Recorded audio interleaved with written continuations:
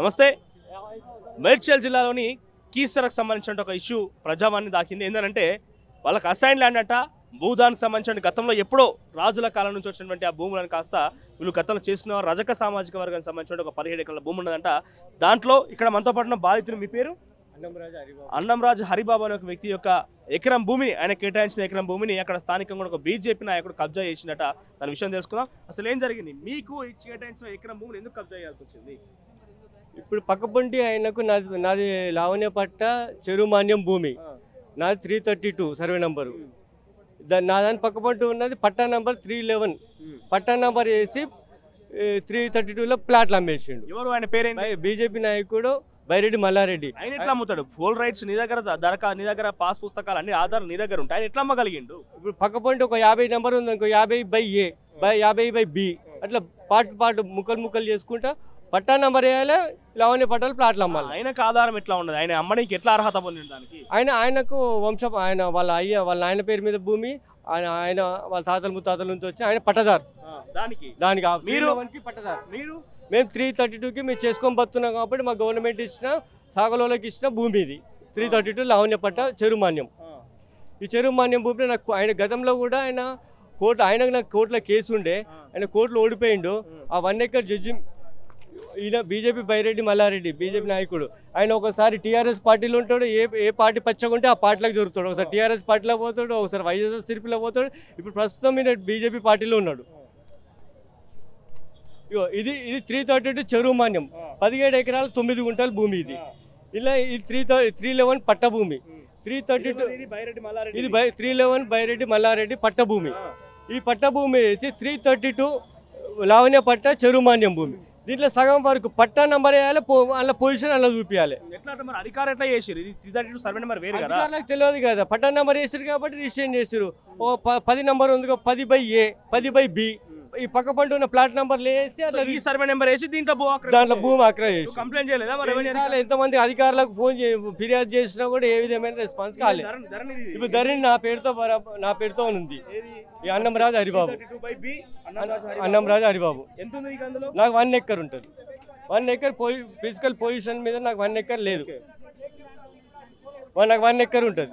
Physical position మీద నాకు ఆయన కోర్టు జడ్జిమెంట్ ప్రకారం నాకు 1 ఎకర్ లేదు, హాఫ్ ఎకరే ఉంది. హాఫ్ ఎకర్ కూడా తక్కువనే ఉంది. హాఫ్ ఎకర్ లో కూడా ప్లాట్లు ఉన్నాయని చెప్పేసి ఆయన వాళ్ళకి రిజిస్ట్రేషన్ చేసింది వాళ్ళ మేనల్లు. ఆయన రిజిస్ట్రేషన్ చేసిన డాక్యుమెంట్లు గోపాల్ రెడ్డి సొంత అక్క కొడుకు, సిద్ధు చైతన్య వాళ్ళ సొంత కూతురు, వీళ్ళంతా ఇందల్ కృష్ణారెడ్డి వాళ్ళ దగ్గర బంధువు. వీళ్ళందరూ వాళ్ళ వాళ్ళ మీకు రజక సామాజిక వర్గానికి భూదాన్ ద్వారా వచ్చినటువంటి ఈ భూమిని వాళ్ళు ఆ సర్వే నెంబర్ వేసి మీ దగ్గర దోచుకుంటారు. పట్టా నంబర్ వేసి మా భూమి కబ్జా చేసి అమ్ముకున్నాడు.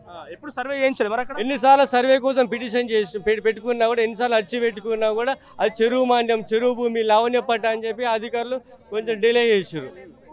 కానీ ఈసారైనా నాకు మళ్ళీ అదేవిధంగా కలెక్టర్కు కంప్లైంట్ ఇచ్చిన 21/12 నెలల, మళ్ళీ ఈ డేట్ 3వ తారీఖు 2వ నెల 22 ఇచ్చిన కలెక్టర్. కబ్జా అయిపోయి మొత్తం కబ్జా జరుగుతూనే ఉంది. కలెక్టర్ ఇచ్చిన ఆర్డర్ కాపీ ఆయన ఇది సమస్య ఏదో తీర్చాలని చెప్పి అప్పటి నుంచి కలెక్టర్ ఇచ్చిన ఆర్డర్ కాపీలు అప్పుడే కరోనా వచ్చింది కాబట్టి అధికారులు కూడా కొంచెం డిలే చేశారు. ఇది యాక్చువల్గా 311 లేఅవుట్. ఈ 311 పక్కపంటున్న ప్లాట్ నంబర్ బై బి అని దిద్దిన అవన్నీ వేసి 13 ప్లాట్లు లేలే అనుకుంటే ఎప్పుడు కబ్జా అయిపోయింది దగ్గర నుంచి? 95 నుంచి ఆయన రిజిస్ట్రేషన్ చేసుకుంటూ పంట సాగు చేసాం. అందులో అంతకుముందు మా తాత పంట సాగు చేసిండు, మా డాడీ చేసిండు, నేను కూడా చేస్తున్నా. ఇప్పుడు మేము ప్రస్తుతం మాకు ఉన్నదే అది సాగలు పని చేసుకుంటూ ఆ భూమిని చూసుకుంటూనే మేము బతుకుతున్నాం. ఆయన గతంలో ఓడిపోయినట్టుగా, నేను గెలిచినట్టుగా 2010లో నా పోయిన జడ్జిమెంట్ కాపీ మల్కగిరి కోర్టు అక్కడ చేసుకొని బతుకు. ఆయన 1 ఎకర్ ఉన్నదండి. అంతకంటే ముందే ఆయన ప్లాట్లు పొజిషన్ మీద నేను ఉన్న ఖాళీ జాగాకి నేను ఉన్నా, కానీ ఖాళీ జాగాలో కూడా నా ప్లాట్లు ఉన్నాయని చెప్పి ఆయన కోర్టుకు వేసి మళ్ళీ ఇంజక్షన్ ఆర్డర్ తీసుకొచ్చి నన్ను ఇబ్బంది పెడుతుండే.